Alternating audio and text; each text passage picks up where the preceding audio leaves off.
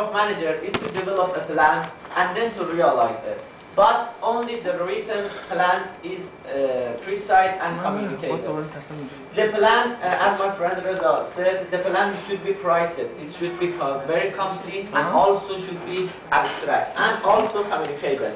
Such a plan consists of documents on what, when, how much, where, and how. And when we talk about we have some similarity that the same component and WH question, we use these items in it, and this small set of documents encapsulates much of the manager's work. Our documentation should be comprehensive. If our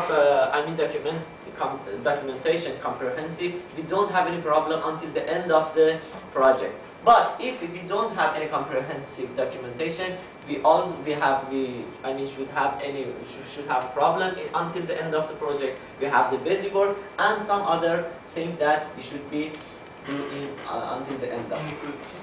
Thank you for your